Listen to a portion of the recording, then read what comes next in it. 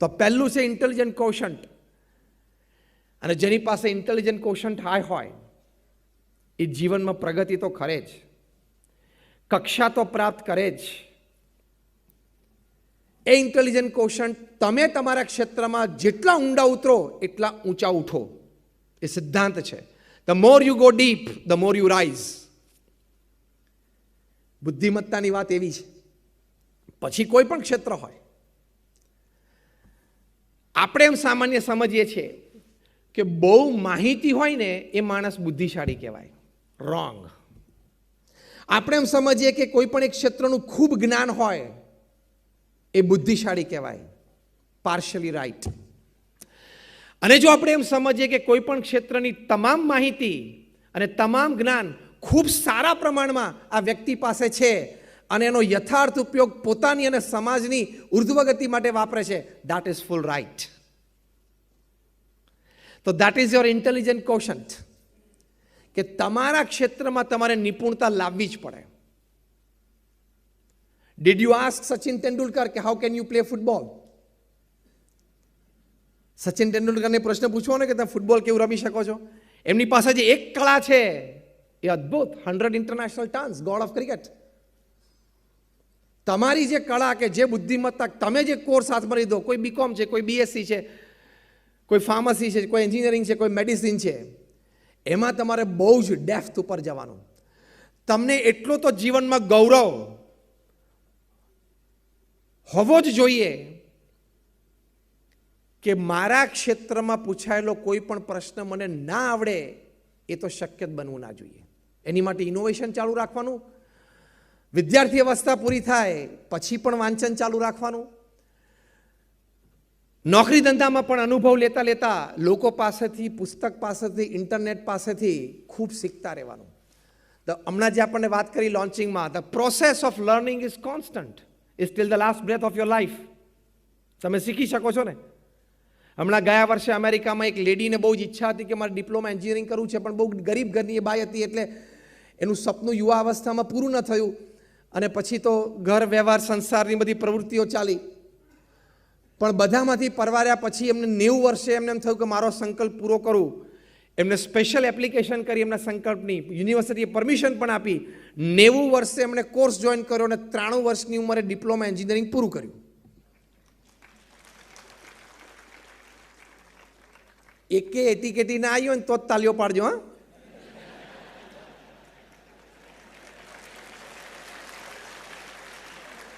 કારણ કે 90 થી 93, 3 વર્ષની ઉંમર, 3 વર્ષ દરમિયાન 90 થી 93 ઉંમર વયની વાત કરું છું, એમાં એમને એક પણ એટીકેટી આવી નથી. Passion.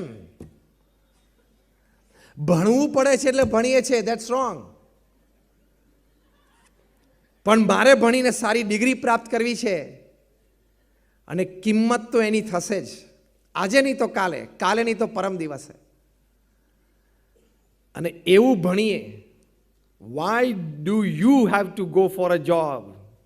Job has to come to me. એ સિદ્ધાંતથી ભણવાનું. હું નોકરી શોધવા નહીં જાઉં, નોકરી મને શોધતી આવી છે. તમે IIM અમદાવાદ દુનિયાની શ્રેષ્ઠ મેનેજમેન્ટ સ્કૂલ છે. ઇન્ટરનેશનલ રેટિંગમાં Harvard, Oxford, Carnegie Mellon, Yale, Kellogg, Stanford એ બધા કરતાં પણ IIM એ આગળ છે. એમાંથી છોકરો ગ્રેજ્યુએટ થાય, આપણે ભારતનો અને ગુજરાતનો આ ગૌરવ કહેવાય. એમાંથી છોકરો MBA થાય એટલે 22 વર્ષનો છોકરો છે, એના કેમ્પસ ઇન્ટરવ્યૂમાં જાયન્ટ મલ્ટીનેશનલ કંપનીઝ આવે અને એ કંપનીના એક્ઝિક્યુટિવ્સ આ સ્ટુડન્ટ સાથે સર સર સર કરીને વાત કરે. લાઈનમાં શું ઊભું રહેવાનું 250ની? અને ટર્મ્સ એન્ડ કન્ડિશન્સ આ છોકરો નક્કી કરે. પહેલી જ જોબમાં ટર્મ્સ એન્ડ કન્ડિશન્સ આ છોકરો નક્કી કરે. તો એવી રીતે સારો અભ્યાસ થાય તમારા ક્ષેત્રમાં, તમે ઊંડા ઉતરો. પછી કોઈ પણ મેં કીધું ક્ષેત્ર હોય, તમારી કોઈ આવડત હોય. ડૉક્ટર બેન કાર્સન અત્યારે જ્હોન હોપકિન્સ યુનિવર્સિટીમાં અને જ્હોન હોપકિન્સ ઇન્સ્ટિટ્યૂટમાં પીડિયાટ્રિક ન્યુરોલોજીના હેડ ઓફ ધ ડિપાર્ટમેન્ટ છે, જે હમણાં ગયા વર્ષે ડોનાલ્ડ ટ્રમ્પની સામે પણ એક કેન્ડિડેટ તરીકે ઊભા રહેલા પ્રેસિડેન્શિયલ ઇલેક્શન દરમિયાન. પછી તો એમને પોતાની પાર્ટીના વડીલોના કહેવાથી વિડ્રો કરેલું. પણ એમનો વિશ્વ પ્રસિદ્ધ પ્રસંગ, બે સિયામીસ ટ્વિન્સને એમણે છૂટા પાડેલા. એટલે કોઈ માતાએ જોડિયાને જન્મ આપ્યો અને એ બંને બાળકો અહીંયા માથાથી જોઈન્ટ હતા. બંને શક્યતાઓથી એક તો મરે જ જો છૂટા પાડવાનો પ્રયત્ન કરે તો, અને બે મરે એવી પણ 70% શક્યતાઓ હતી. 1 વોઝ 100%, 2 વોઝ 70%. ઓપરેશન ચાલુ કરે તો બેન કાર્સને આ ચેલેન્જ ઉપાડી. એમની લગભગ 15ની ડૉક્ટરની ટીમ સાથે એમણે નોન સ્ટોપ ઊભા 22 કલાક ઓપરેશન કર્યું, 22 hours. અને સિયામીસ ટ્વિન્સને એમણે છૂટા પાડ્યા. આજે બંને તરુણો આજે જીવી રહ્યા છે. કેટલી બધી સ્કિલ. ડૉક્ટર સુબ્રમણ્યમ છે લેનોક્સિલ હોસ્પિટલમાં, જેમણે પ્રમુખ સ્વામી મહારાજનું બાયપાસ ઓપરેશન કર્યું. 5000નો staff, medical, paramedical, non medical, administrative, એ આ એક વ્યક્તિના નામ ઉપર પોતાનું ગુજરાન ચલાવે છે. ડૉક્ટર સુબ્રમણ્યમ માટે કહેવાય he has hands of God. એમનો સક્સેસ રેટ 99.9% છે. Doctor Ramakant Panda, Asian heart hospital Mumbai, જે દુનિયામાં સેકન્ડ બાયપાસ સર્જરી માટે પ્રથમ કક્ષાના ડૉક્ટર છે. કે તમારે એક બાયપાસ થઈ ગયું 50, 55, 60, 75, બીજું બાયપાસ તમારે 85, 90, 95, 98 વર્ષની ઉંમરે આવ્યું. બહુ ડેલિકેટ ઓપરેશન થઈ ગયા. એની માટે ડૉક્ટર રમાકાંત પાંડામાં એના હાથ માટે કહેવાય છે 99.999 સક્સેસ રેટ છે. એ ડૉક્ટર રમાકાંત પાંડા, એમનો ઇન્ટરવ્યૂ અમે મુંબઈમાં યુવક મંડળમાં 1800 યુવકોની હાજરીમાં લીધેલો. ત્યારે એમણે કહ્યું કે હું જે ગામડામાં ઓરિસ્સામાં ઉછર્યો ત્યાં કોઈ પ્રાઇમરી સ્કૂલ હતી નહીં. મારી માં રોજ 3 કિલોમીટર મને તેડીને બાજુના ગામડામાં ભણવા રહી જતી, અને હું સ્કૂલમાં ભણું ત્યાં સુધી આજુબાજુના ખેતરમાં ખેત મજૂર તરીકે કામ કરતી, કારણ કે મારા મા અને બાપ બંને ખેત મજૂર હતા. અમારી પાસે જમીન અને ખેતર પણ નહોતું. પણ એક અભણ બાય, એના મનમાં એમ હતું કે મારે મારા દીકરાને મોટો ડૉક્ટર બનાવવો છે. એટલે ગામમાં બધાને કહેતી ફરે કે કોઈ સારા ડૉક્ટરની સમાચાર આવે છાપામાં તો મને કહેજો ને. એમ કરતાં કરતાં પોતાના બાળકને ભણાવ્યો. પછી એમને સ્કોલરશિપ્સ ને મેરિટ્સ ને બધું એ પ્રમાણે મળ્યું અને આટલા મોટા હાર્ટ સર્જન થયા. એના કરતાં તો આપણી પાસે સારા રિસોર્સિસ છે. તો તમારા ક્ષેત્રમાં તમારે ડેપ્થ ઉપર ઉતરવાનું, તો ભવ્ય કામ થશે. રોહિત શર્મા કરે છે ને અત્યારે, પોતાના ક્ષેત્રમાં ઊંડા ઉતર્યા છે તો તમને જોવાની મજા આવે છે કે નહીં? પહેલા ભારતીય બેટ્સમેન જેને એક વર્લ્ડ કપમાં 4 સેન્ચુરી કરી, first Indian batsman. Overall second એક શ્રીલંકાના કુમાર સાંગાકારા હતા, 2015ના વર્લ્ડ કપમાં કરેલી. હવે આમણે આ વખતે કરી, પણ હજી આમની પાસે તો 2 મેચ છે, સેમીફાઇનલ અને final. Hopefully 2, we pray for 2. તો હજી એમની પાસે એક ચાન્સ છે, 1 સેન્ચુરી અથવા 2 સેન્ચુરી કરવાનો. તો કેટલા ટેલેન્ટેડ છે આ વ્યક્તિ. ભગવાને આવી નાની મોટી ટેલેન્ટ, આવડત, બુદ્ધિશક્તિ આપણા બધામાં મૂકેલી છે. આટલું જ સમજવાનું છે. આપણે પણ એક્સપોઝ કરી શકીએ છીએ. તો વી કેન ડુ ઇટ.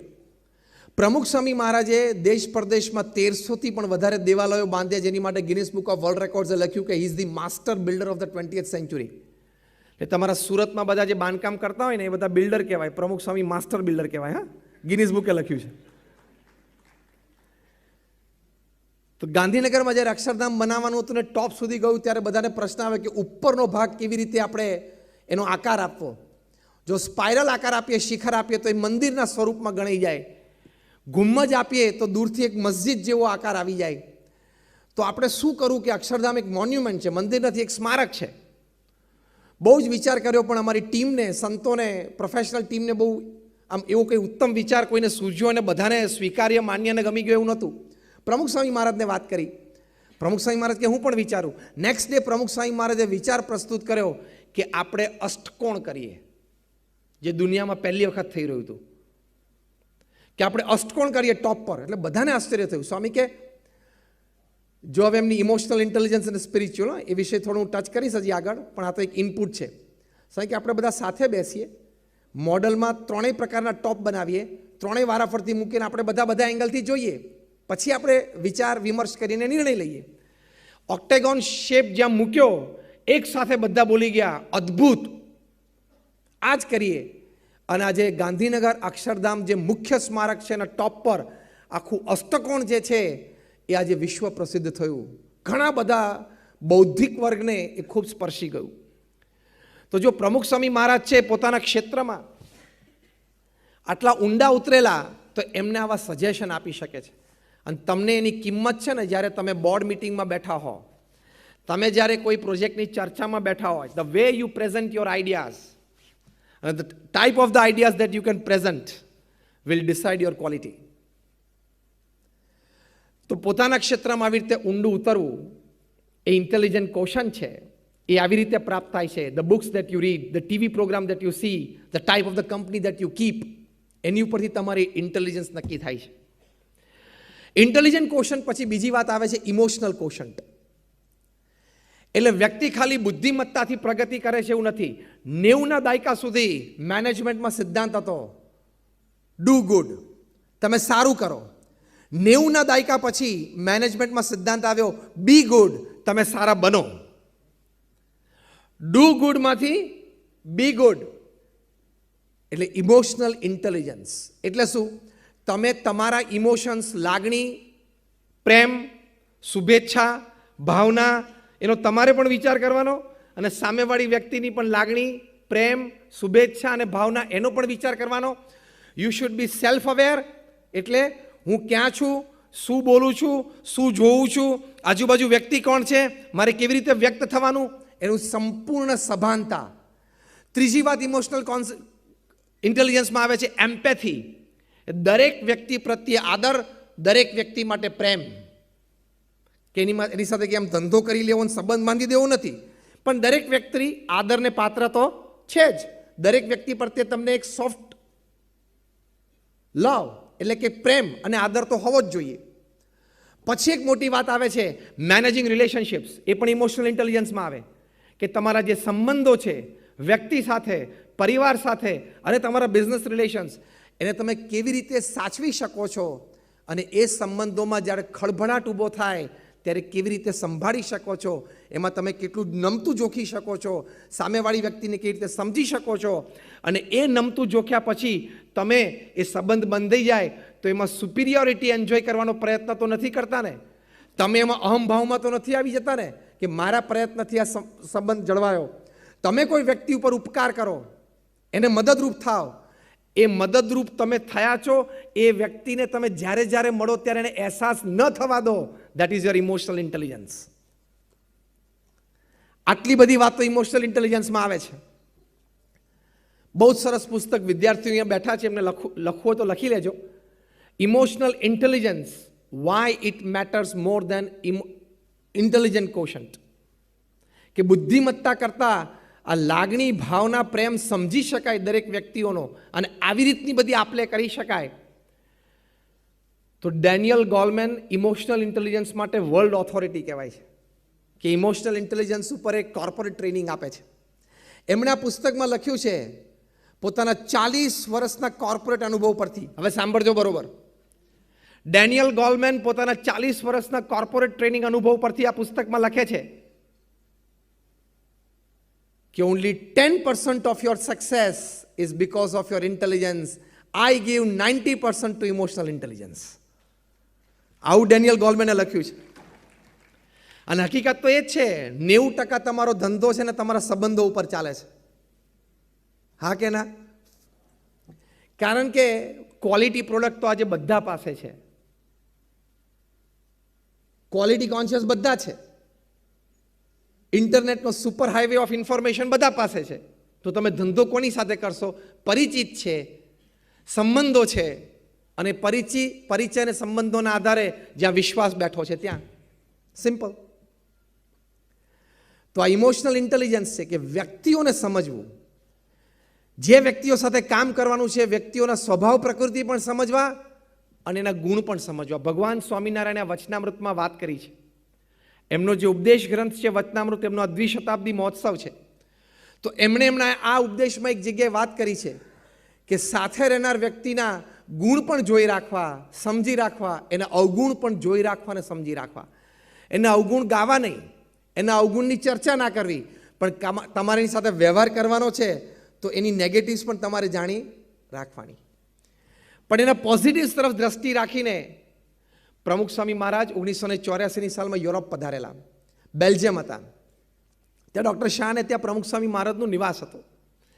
પ્રમુખ સ્વામી મહારાજ ભોજન લઈ રહ્યા હતા તે વખતે ડૉક્ટર શાહે પ્રમુખ સ્વામી મહારાજને સરસ પ્રશ્ન પૂછ્યો કે સ્વામી, અમે અનેક લોકોના સંપર્કમાં આવીએ છીએ, અનેક લોકોને મળીએ છીએ, પણ અમારી એક સાહજિક ખામી અથવા તો માનવીય મર્યાદા છે કે એ વ્યક્તિની નેગેટિવ કોઈ વાત કે કોઈ ક્રિયા અમારા મનમાં એકવાર આવી જાય પછી જ્યારે જ્યારે એ વ્યક્તિને મળીએ ને ત્યારે અમે એ જ દ્રષ્ટિએ જોઈએ કે આ પેલો. જો આપણો આ સ્વભાવ છે જ, 10 વર્ષ પછી પણ એ વ્યક્તિ સુધરી ગયો અને કોઈ વ્યક્તિ એના વખાણ આપણી પાસે કરે તો આપણે પેલી વ્યક્તિને કે તારી વાત અત્યારે બરોબર છે, પણ હું તને 10 વર્ષ પહેલાંની એક વાત કરું. કરનાર તો ભૂલી ગયો હોય, તે જોયું ને યાદ રાખ્યું. This a human weakness. તો અમારે તો આવું છે, પણ પ્રમુખ સ્વામી મહારાજ તમે આટલા લોકોને મળો છો, લાખો લોકોને મળો છો, લોકોની નેગેટિવ્સ તમે પણ જોઈ શકો છો, તમે બુદ્ધિશાળી છો, વળી ઘણા બધા લોકો તમારી પાસે આવીને નિષ્કપટ થતા હોય એટલે તમે એના દોષ અવગુણ જાણો છો, છતાંય વ્યક્તિ જ્યારે જ્યારે મળે ત્યારે એને પ્રેમથી મળી શકો છો, એને તમે આદર આપી શકો છો, એ વ્યક્તિને પોતાની ભૂલનો અહેસાસ મુલાકાત દરમિયાન થવા નથી દેતા, તમે ભૂલી જ ગયા છો એ વાતને, એવું તમારો વર્તાવ હોય છે. તો આ કેવી રીતે શક્ય બને? આ બહુ જ મોટી કળા છે. ત્યારે પ્રમુખ સ્વામી મહારાજે એક સુંદર ઉત્તર આપેલો, જે ઇમોશનલ ઇન્ટેલિજન્સનો એક શિખર સમો ઉપદેશ અને પ્રસંગ કહેવાય. પ્રમુખ સ્વામી મહારાજ બોલેલા કે જે વ્યક્તિઓ સાથે તમારે આજીવન સંબંધ રાખીને રહેવાનું જ છે, તમારા પત્ની હોય, પતિ હોય, ભાઈ હોય, બહેન હોય, સંતાન હોય, પડોશી, વોટેવર, જે વ્યક્તિઓ સાથે તમારા આજીવન સંબંધો છે જ, રહેવાના જ છે અને તમારે રાખવાના જ છે, એ વ્યક્તિઓ તમારા જીવનમાં છે. બીજું, જે વ્યક્તિઓ સાથે તમારે જે સમયે કામ કરવાનું છે, લોંગ ટર્મ પ્રોજેક્ટ હોય કે શોર્ટ ટર્મ પ્રોજેક્ટ હોય, તમારો ઓફિસ સ્ટાફ હોય, તો આ બંને પ્રકારની વ્યક્તિઓમાં કદાચ તમને 99 અવગુણ દેખાય તો એ અવગુણને બાજુ પર કાઢીને એક ગુણ દેખાતો હોય એની સામે દ્રષ્ટિ રાખીને સંબંધ અને કામ પૂરા કરી લેવાના. તે સક્સેસ સ્ટોરી છે. આ ઇમોશનલ ઇન્ટેલિજન્સ છે. પ્રમુખ સ્વામી મહારાજ ગાંધીનગર અક્ષરધામ ઉદ્ઘાટન સમારોહ વખતે ત્યાં ગાંધીનગરમાં હતા. બોમ્બે હોસ્પિટલના એક બહુ જ સારા ડૉક્ટર ગુરુમુખ સાજનવાલ સૈનાની હમણાં જ અમે મુંબઈમાં મળેલા 10 દિવસ પહેલાં, અત્યારે તેમની ઉંમર 93-94 વર્ષની છે. એમણે પ્રમુખ સ્વામી મહારાજને વ્યક્તિગત મુલાકાતમાં લોકોને મળતા જોયા. એમણે મુખ્ય મંચ ઉપરથી સન્માનમાં ખૂબ સુંદર વાત કરી કે અમે ફિઝિશિયન્સ છીએ ને અમારે 6 સેન્સ હોય, જીવ પ્રાણી માત્રને 5 સેન્સ હોય, શબ્દ, સ્પર્શ, રૂપ, રસ અને ગંધ. અમારે ફિઝિશિયન્સને 6 સેન્સ હોય. 6ઠ્ઠી સેન્સ કઈ? સામેવાળી વ્યક્તિની લાગણી અમે સમજી શકીએ. પણ પછી બોલ્યા કે જે પ્રેમથી, જે કરુણાથી પ્રમુખ સ્વામી મહારાજ દરેકને મળી રહ્યા હતા, એમની રૂમમાં મેં નજરે જોયું, મારી 6ઠ્ઠી સેન્સ પણ જજમેન્ટ ના લઈ શકી કે આ વ્યક્તિના હૃદયમાં કેવડો ઊંડો કૂવો પ્રેમનો અને કરુણાનો છે. તો દરેક વ્યક્તિ પ્રત્યે આદર હોવો, પ્રેમ હોવો, એની લાગણી અને પ્રેમ સમજવા. અરે વ્યક્તિ શું, ગમે તે. પ્રમુખ સ્વામી મહારાજ એક વખત વૃક્ષારોપણના કાર્યક્રમમાં પધારેલા. આજુબાજુ 2 ધારાસભ્યો હતા, કોઈ 1-2 સાંસદ હતા, પ્રેસ ગેલેરી બધી હતી. પહેલો છોડ પ્રમુખ સ્વામી મહારાજને રોપવાનો હતો. પ્રમુખ સ્વામી મહારાજ ઊભા પગે બેઠા પણ ખરા, અને ત્યાં એમના હાથમાં છોડ આપવામાં આવ્યો. એ આમ ખાડામાં મૂકવા ગયા ત્યારે એક નાનો મકોડો એમને ત્યાં જોયો. પ્રમુખ સ્વામી મહારાજે આંગળીએ મકોડા સામે ધરી અને સાહજિક બોલ્યા કે મકોડાભાઈ બહાર આવી જાઓ, નહીં તો હમણાં દબાઈ જશો. ઇમોશનલ ઇન્ટેલિજન્સ સુપર હાઈ હોય ને તો જ આવા પ્રસંગે, આવા ફોટોગ્રાફી વિડીયોગ્રાફી થતી હોય, આવા પ્રતિષ્ઠિત મહાનુભાવો આજુબાજુ હોય, એની વચ્ચે એક મકોડાના જીવનની પણ કદર થઈ શકે. પ્રમુખ સ્વામી મહારાજે પોતાની આંગળી ઉપર એ મકોડાને લીધો અને બાજુમાં આમ મૂકી દીધો અને પછી વૃક્ષારોપણ કર્યું. આ સામાન્ય નથી, આ બહુ જ અઘરું છે. તો ઇમોશનલ ઇન્ટેલિજન્સ તમારી હાઈ હોય ને એટલે તમે વ્યક્તિઓ સાથે સંબંધો ખૂબ સારી રીતે બાંધી શકશો. સમજો, અગેન આઈ રિપીટ, તમારી એકેડેમિક ક્વોલિફિકેશન, તમારો એક્સપિરિયન્સ, તમારી ટેલેન્ટ, તમારી નો હાવ, તમારે બેક સપોર્ટ સિસ્ટમ્સ, તમારા પ્લેટફોર્મ્સ તમને અમુક કક્ષા સુધી લઈ જશે, પણ જ્યાં એ કક્ષાનું બેરિંગ સીલિંગ તોડવું હશે ત્યાં આ ઇમોશનલ ઇન્ટેલિજન્સ જોશે જ. તો આ ઇમોશનલ ઇન્ટેલિજન્સની આ વિશેષતા છે. એની માટે આવા સદ્ગુણો છે. ફરી વખત 5 સદ્ગુણ બોલું છું. Self awareness, managing your emotions, empathy for others, love and respect, and managing your relationships. તો આવી રીતે સંબંધોની જાળવણી રહેશે.